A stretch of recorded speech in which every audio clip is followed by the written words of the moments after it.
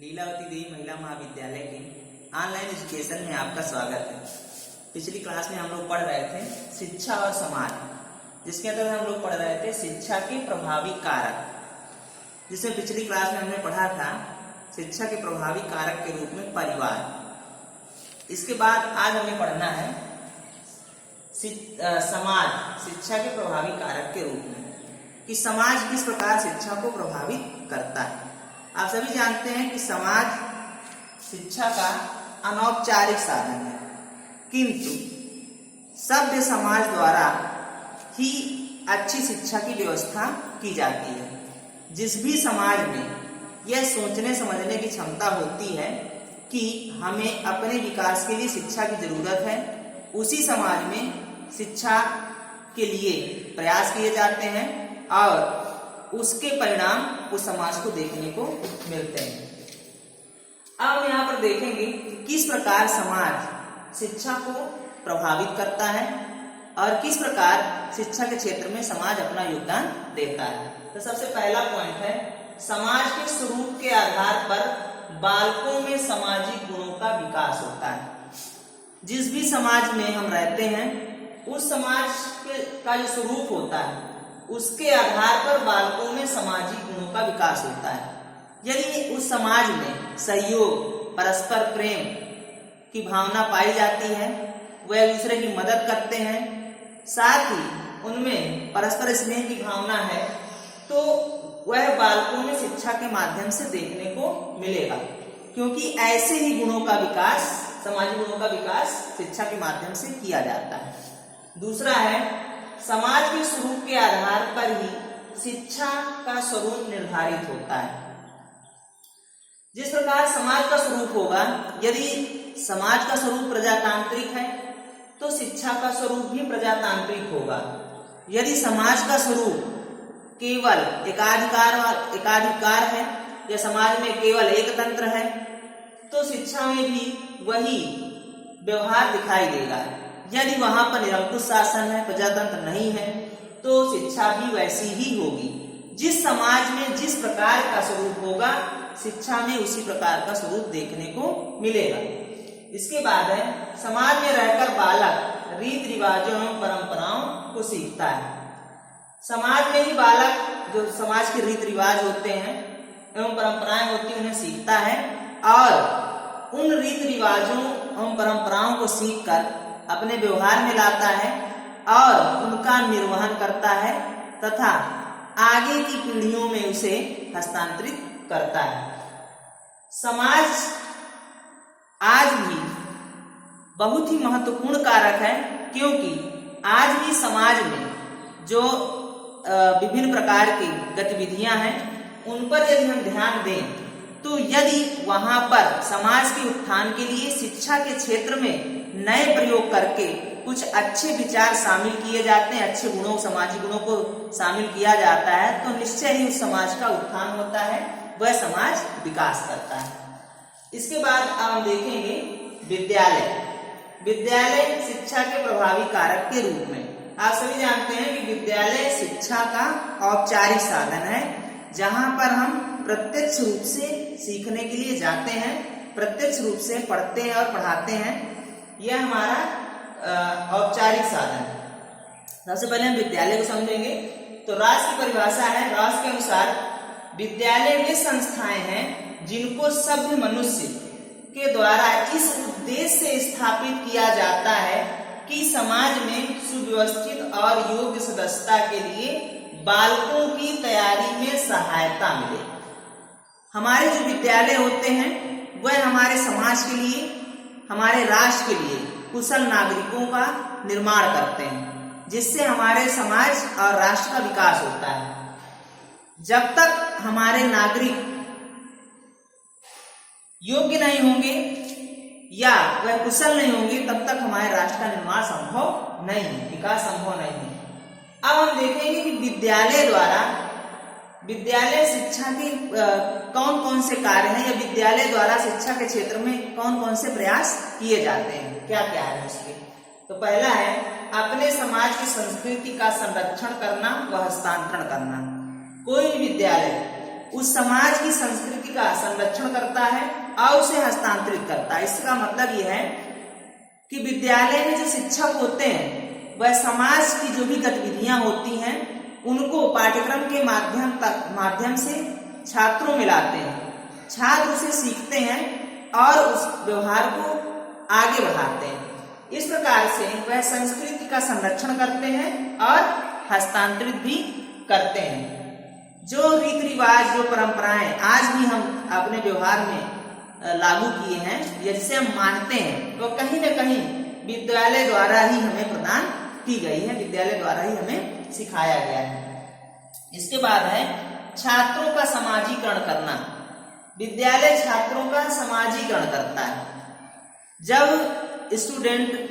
जब छात्र पहले विद्यालय पहुंचता है तो विद्यालय में किसी को नहीं जानता है, किंतु धीरे धीरे वह अपने सहपाठियों से मिलता है, उनसे मेल जोल बढ़ाता है, उन्हें अपनी वस्तुएं आदान प्रदान करता है। वह खेल के मैदान में साथ खेलते हैं, एक दूसरे की मदद करते हैं, सहयोग करते हैं। साथ ही उनमें पारस्परिक जो प्रतियोगिताएं होती हैं वह उनमें कुशलता से भाग लेते हैं और उनका समाजीकरण होता है। विद्यालय ही वह संस्था है जो मनुष्य का समाजीकरण करती है। इसके बाद है छात्रों में सृजनात्मक शक्ति का विकास करना। विद्यालय छात्रों में सृजनात्मक शक्ति का विकास करते हैं। वह उन्हें स्वतंत्रता प्रदान करते हैं। वह विभिन्न प्रकार के क्रियाकलाप या सामूहिक कार्यक्रम संचालित करते हैं जिससे उनमें सृजनात्मक शक्ति का विकास होता है। छात्रों को वह मौका देता है जिससे वह विभिन्न प्रकार की अपनी क्षमताओं को प्रदर्शित करते हैं, जैसे उन्हें सांस्कृतिक कार्यक्रम में या पेंटिंग के कार्यक्रम में, रंगोली आदि प्रतियोगिता में, निबंध प्रतियोगिताएं आदि कराकर विद्यालय उन्हें मौका देता है कि वह अपने जो भी हुनर है उसको सबके सामने प्रस्तुत करें। इसके बाद है छात्रों का शारीरिक व मानसिक विकास करना। विद्यालय छात्रों का शारीरिक व मानसिक विकास करता है।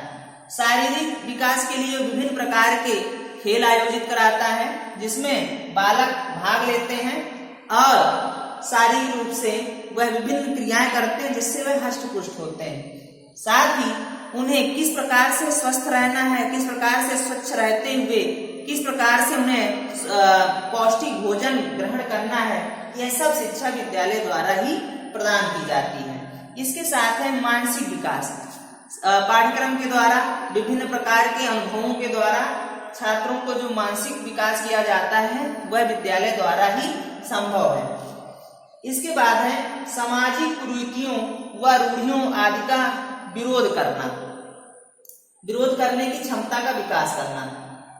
विद्यालय ही वह स्थान है जहां पर जो समाज में कुरीतियां होती हैं, रूढ़ियां होती हैं आदि का विरोध करने की क्षमता विकसित की जाती है। किसी भी समाज में बहुत सारी कुरीतियां होती हैं, रूढ़ियां होती हैं, जैसे बाल विवाह, दहेज प्रथा, छुआछूत या पुराने जमाने में चलती थी सती प्रथा। ये सब क्या है? कुरीतियां हैं, रूढ़ियां हैं, जिनका अंत विद्यालय के द्वारा ही किया जाता है। विद्यालय में ही हमें वह सीखने को मिलता है कि किस प्रकार यह रीतियां या यह रूढ़ियां हमारे समाज का विनाश कर रही हैं या हमारे समाज के विकास में बाधक हैं। और इन बुराइयों का अंत करने के लिए विद्यालय से ही हमें प्रेरणा मिलती है, विद्यालय से हमें नेतृत्व करने की क्षमता मिलती है कि इन बुराइयों का हम सामना कर सकें, इनका हम विरोध कर सकें। तो इस प्रकार से विद्यालय शिक्षा के प्रभावी कारक के रूप में कार्य करता है।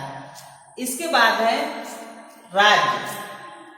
राज्य शिक्षा के प्रभावी कारक के रूप में आप सभी जानते हैं कि राज्य एक वह संगठित इकाई है जिसे कुछ मनुष्यों द्वारा, जो समाज के मनुष्यों द्वारा ही चुना हुआ वह वर्ग है जिसके पास सर्वोच्च सत्ता होती है और वह समाज के हित में उद्देश्यों और लक्ष्य का निर्धारण करते हैं।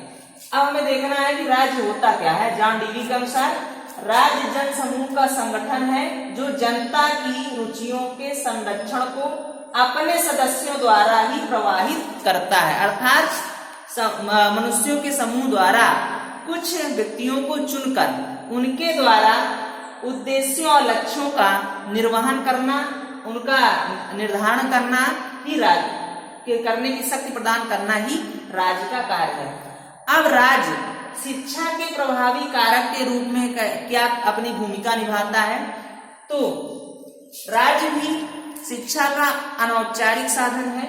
यह परिवार, समाज और विद्यालय की तरह ही शिक्षा के क्षेत्र में अपनी अहम भूमिका निभाता है। सबसे पहले इसका कार्य है विद्यालयों की स्थापना करना। कोई भी राज्य जो अपना विकास चाहता है वह सबसे पहले विद्यालयों की स्थापना करता है, क्योंकि विद्यालय होंगे तभी वहां पर शिक्षा प्रदान की जा सकती है। इसके बाद निःशुल्क एवं अनिवार्य शिक्षा। राज्य अपने बालकों के लिए, जो कमजोर हैं, जो पूरी तरह से शुल्क देने में सक्षम नहीं है, उनके लिए निःशुल्क एवं अनिवार्य शिक्षा की व्यवस्था करता है कि कोई भी बालक शिक्षा से वंचित न रह जाए, कोई भी कमजोर तबके का बालक शिक्षा ग्रहण करने से पीछे न रह जाए। इसलिए राज्य उनके लिए निःशुल्क एवं अनिवार्य शिक्षा की व्यवस्था करता है। इसके बाद शिक्षा के उद्देश्यों का निर्माण करता है। राज्य शिक्षा के उद्देश्यों का निर्माण करता है क्योंकि उसे पता होता है कि राष्ट्र का या राज्य का विकास कैसे संभव है। इसलिए वह शिक्षा के उद्देश्यों का निर्माण करता है कि किस प्रकार एक अच्छे राज्य या कुशल राष्ट्र का निर्माण किया जा सके। उसके बाद है पाठ्यक्रम का निर्माण। राज्य विद्यालयों में संचालित करने के लिए पाठ्यक्रम का निर्माण करता है। वह पाठ्यक्रम में वह सब कुछ शामिल करता है जो उनके नागरिकों के लिए या उनके नागरिकों की शिक्षा के लिए लाभकारी है। अर्थात यदि राज्य को जिस भी वस्तु की आवश्यकता होती है या जिस भी क्षेत्र में विकास की आवश्यकता होती है, वह उस प्रकार के पाठ्यक्रम का निर्माण करते हैं जिससे कि उसको अधिक से अधिक फायदा हो सके और उसकी आवश्यकताओं की पूर्ति हो सके। इसके बाद है आर्थिक सहायता। राज्य विद्यालयों को आर्थिक सहायता प्रदान करता है। साथ ही जो निजी संस्थाएं होती हैं उन्हें भी वह आर्थिक सहायता प्रदान करता है जिससे कि शिक्षण प्रशिक्षण का कार्य सुचारू रूप से चलता रहे। इसके बाद है आयोगों का गठन। राज्य शिक्षा के क्षेत्र में सही मूल्यांकन करने के लिए या जो भी समस्याएं आ रही हैं उनके समाधान के लिए आयोगों का गठन करता है। वह आयोग समय समय पर शिक्षा के क्षेत्र में विभिन्न प्रकार की जांच करते हैं और अपने सुझाव प्रस्तुत करते हैं कि वर्तमान समय में हमें किस प्रकार के सुधार की आवश्यकता है। इसके बाद है शैक्षिक अनुसंधान। राज्य शैक्षिक अनुसंधान की व्यवस्था करता है। शैक्षिक अनुसंधान का मतलब यह है कि शिक्षा के क्षेत्र में कौन से नवाचार या किस प्रकार के और नवाचारों की जरूरत है या किस प्रकार के परिवर्तन की जरूरत है, यह शैक्षिक अनुसंधान के द्वारा ही तय किया जाता है, जिससे हमें नई तकनीकी और नए विचारों के बारे में पता चलता है और उसका हम उचित प्रकार से लाभ उठा सकते हैं। इसके बाद है योग्य शिक्षकों की व्यवस्था। राज्य विद्यालयों में योग्य शिक्षकों की व्यवस्था करता है। योग्य शिक्षकों द्वारा ही नौनिहालों को उचित रूप से शिक्षा प्रदान की जा सकती है, क्योंकि जब तक नौनिहाल को या छोटे बच्चों को उचित रूप से अच्छी शिक्षा प्रदान नहीं की जाएगी तब तक राष्ट्र का विकास होना संभव नहीं है। इसलिए वह योग्य शिक्षकों की व्यवस्था करता है। इसके बाद है प्रशिक्षण विद्यालयों की स्थापना।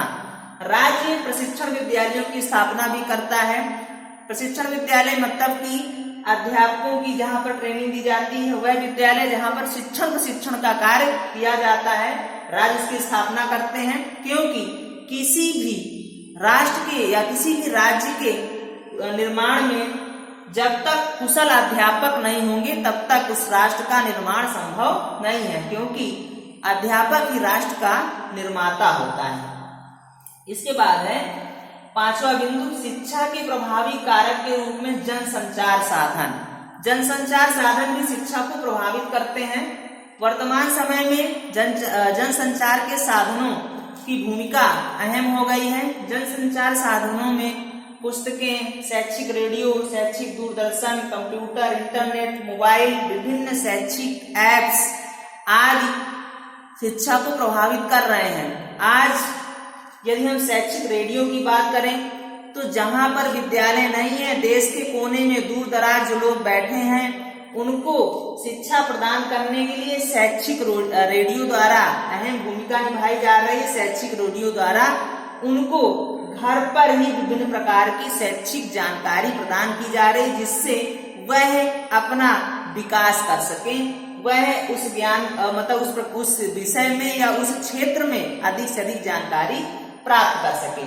उसी प्रकार शैक्षिक दूरदर्शन भी विभिन्न दुर्गम इलाके जहां पर विद्यालय नहीं है या जहां से आवागमन संभव नहीं है, जंगल या दूर पहाड़ी इलाकों में शैक्षिक दूरदर्शन के द्वारा विभिन्न प्रकार के प्रोग्राम संचालित किए जा रहे हैं, जिससे बालकों की कठिनाइयों को दूर किया जा सकता है। इसके बाद कंप्यूटर, वर्तमान समय में कंप्यूटर भी शिक्षा के क्षेत्र में काफी अहम भूमिका निभा रहा है। कंप्यूटर के द्वारा विभिन्न प्रकार की जो भी ज्वलंत मुद्दे हैं उनका समाधान आसानी से हम कर सकते हैं। इसके साथ ही इंटरनेट, आज हम जो कुछ भी सर्च करना चाहते हैं, जो कुछ भी खोजना चाहते हैं, विभिन्न विषयों पर जानकारी प्राप्त करना चाहते हैं, वह इंटरनेट आदि से हमें तुरंत सुलभ हो जाता है। इसके साथ ही मोबाइल और विभिन्न प्रकार के शैक्षिक ऐप जैसे दीक्षा ऐप्स वगैरह भी वर्तमान समय में जनसंचार के साधन के रूप में अहम भूमिका निभा रहे हैं और इनके द्वारा शिक्षा के क्षेत्र में अपना अहम योगदान प्रदान किया जा रहा है, जिससे शिक्षा देश के कोने कोने में पहुंच रही है। तो आज के लिए इतना ही। अगली क्लास में हम लोग पढ़ेंगे सामाजिक परिवर्तन। धन्यवाद।